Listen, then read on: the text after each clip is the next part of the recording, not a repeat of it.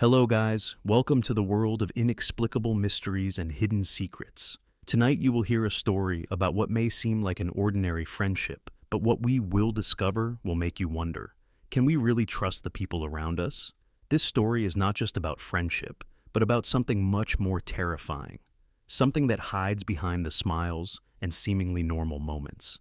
This is the story of Ethan, an ordinary student who begins to notice that something is wrong. He is led to something far more terrifying than he can imagine. We can't trust everyone. Now, get ready for the story. Oh boy, I'm not really sure how to properly start these types of stories, but I'm going to try to get to the point as fast as possible. See, I'm kind of on a timer here. I'm currently writing this on one of the computers in the library at my college. As I type, one feel like I'm being watched from the shadows. I know it sounds crazy, but I need to get this story out somehow. Nobody here will believe anything say. I'm falling behind on all of my schoolwork to the point where I might be put on academic probation. Also got fired from my part-time job because I was scaring the customers. Anyways, one want to at least do something so I can tell myself this was all worth it. Even still, it might not even matter in the end. Last year, I met a guy named Jack Driscoll. He was a pretty chill dude for the most part, and we actually became pretty good friends. My name is Ethan, by the way. And I'm currently finishing up my senior year in college. Well, trying to finish up my senior year. Anyways, as I was saying, Jack and one started to become good friends after we found out we were pretty much into all of the same stuff. We both liked the same types of video games, the same movie genres, and even had the same taste in clothes. I had other friends, sure, but nobody that was interested in the same things I was. Sadly, this all changed last winter. Jack started hanging out with a girl from one of our classes named Elisa. It wasn't long before he asked her out, and the two became an item. At first, I was happy for him. He never had the best luck with the ladies, so it was nice to see him with someone who genuinely liked him. We would all hang out from time to time, and she came off as a really nice girl. Hell, I was even found myself getting a little jealous. About a month into their relationship, I noticed things started to change. Jack would stop hanging out with his friends and spend more time with Elisa. At first, I figured this was normal. A lot of people will want to spend more time with their significant other, and there really isn't anything wrong with that. I'd still see him, and we'd play video games online together after class, so I didn't think too much of it. Then, things started to get weird. One morning, the two of us were waiting in line at the cafeteria. The food at our school wasn't the best, but it was fine for what it was.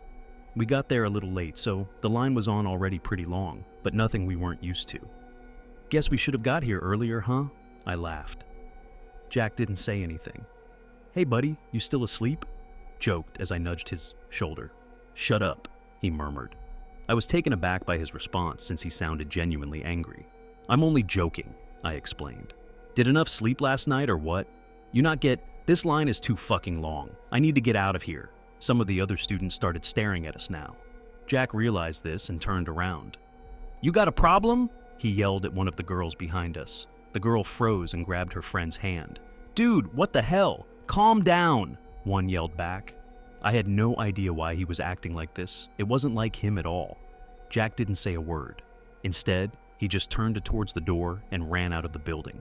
After that incident, I didn't talk to him. I did try to get his attention in class for a while, but it was no use. After a few days, I stopped trying altogether. After a week, Jack stopped showing up to class. One night, I ran into Elisa in the hallway.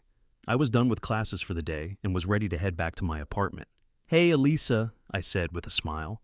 Oh, hi, Ethan, she said, smiling back. For some reason, her smile sent a chill down my spine.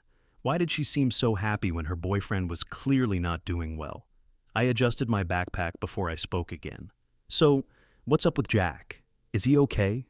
Elisa looked up, almost like she was thinking of the answer to a math problem. She turned back to me and answered cheerfully. He's perfectly fine, she said with a grin. He's actually better than ever. Oh, okay, I said, clearly unconvinced. Well, in that case, could you tell him that better than ever, she interrupted. This startled me. I wasn't sure why, but something about his girl suddenly felt sinister. She walked away, leaving me standing there in my confusion. I snapped out of the weird trance I was in. This is stupid, I thought to myself. I'll just try calling him again. I had called him before, but stopped trying. when I was convinced he wouldn't lock up. That night, I decided to call him up and ask if I could come over. To my surprise, he answered immediately. "Yo," Jack answered. "Hey man, what's up?" I asked. "What do you want? Is everything okay with you? You've seemed off lately." Silence. "Hello? Are you home?" "Yeah. Who I'm coming over." After Jack told me he was on his way, the call ended. I'm not gonna lie, I was pretty scared. The tone of his voice sounded panicked, almost like I was trying to get out of whatever situation he was. About 45 minutes after the phone call, I heard a knock at my door. "Hey," I said as I greeted Jack at the door. "What's up?" I tried to remain as calm as possible. It was obvious once I saw him that something was seriously wrong with the guy. "I don't know," he whispered as his eyes darted back and forth. "Are you alone?" I nodded my head and let the poor guy in.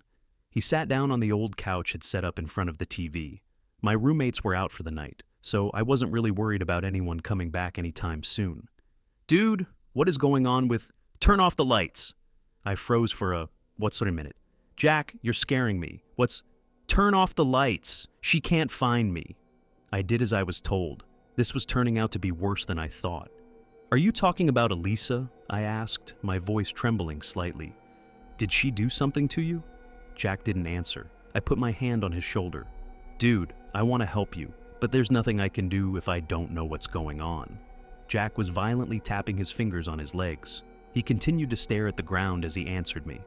"There's something wrong with her, man," he whimpered. "I think she's, part of a cult." One raised my eyebrows. I could tell he was scared, but this was a little much. Even still, she must have done something pretty messed up to him for Jack to think this way. "Why do you say that?" I asked. "Also, have you asked anyone for help? If she's scaring you that badly, you know you can go to the police, right?" "I can't." He jerked his head to face me, and one almost threw up.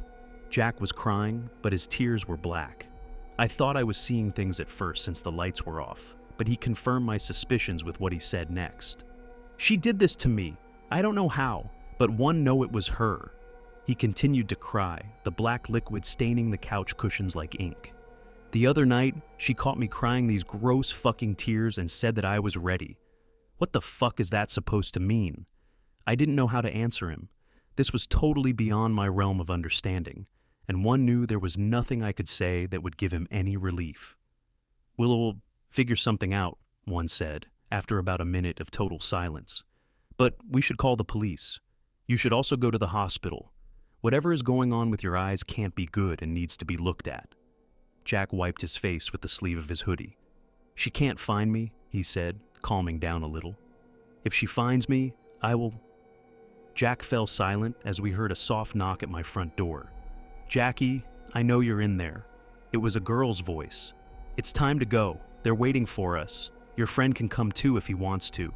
Jack sprung up from the couch, ran towards the back door, and disappeared into the woods behind my apartment. "Jack, wait!" I yelled. It was useless. I raced after my friend while dialing 911 on my cell. I told police what was happening, and they assured me officers would be on their way as soon as they could. Before I could respond, something hit me over the head, and I blacked out.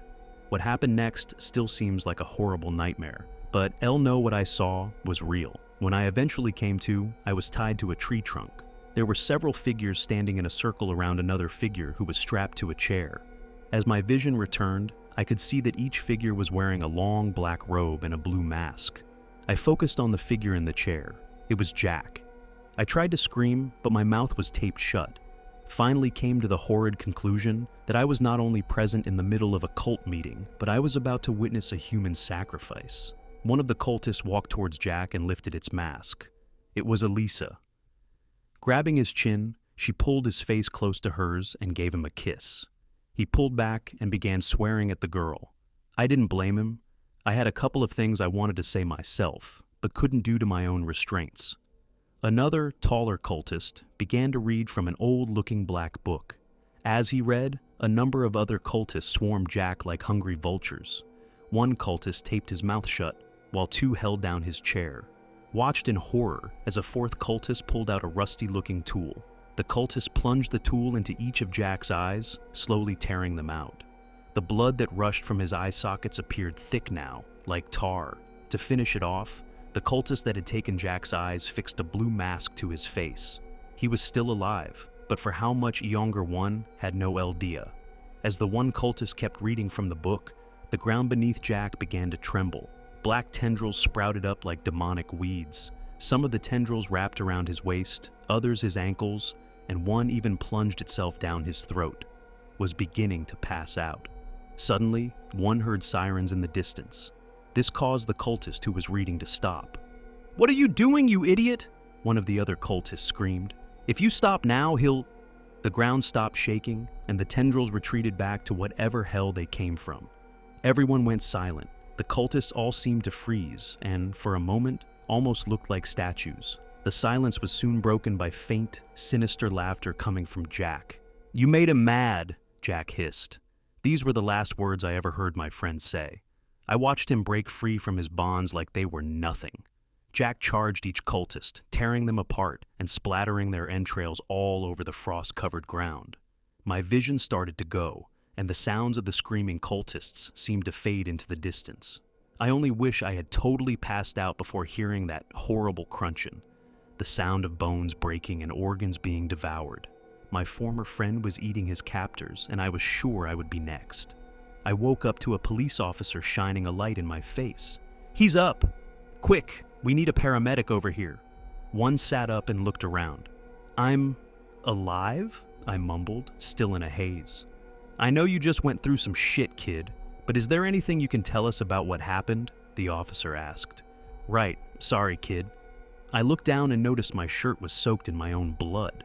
I couldn't feel anything due to my current state, but it looked bad. I didn't speak the entire way to the hospital. I didn't know what to say. Things got even worse when the doctor told me that while I would survive, I was missing one of my kidneys. It's been a little over a year now since this all went down. Everyone has already heard about it on the news, and the school came under some heavy fire for not noticing something this big happening near their campus. Jack Driscoll is still missing and is currently responsible for the murders of 10 students and the attempted murder of 1. I've gone on for long enough at this point. I guess one just really needed to get it all out somehow. I still don't know what the cult was for, why it was formed, or what it was trying to summon. Obviously, nobody will look into this further because it sounds too ridiculous, but I'm hoping someone reading this will. If not, then I guess just be careful. You can't trust everyone after all. And so, that was the story of Ethan and the dark secrets that emerge when we look forward to them. If you enjoyed this horror story and want to hear more, all you have to do is like it and leave me a comment with your thoughts. I'd like to know what you think. Is the story just a fantasy, or maybe some of it is being published before the reality of what we think? Also, if you're here, why not subscribe to the channel for even more creepy and scary stories? Make sure to turn on the ringtone too so you don't miss a new video. Until next time, stay safe and remember, you can't trust everyone.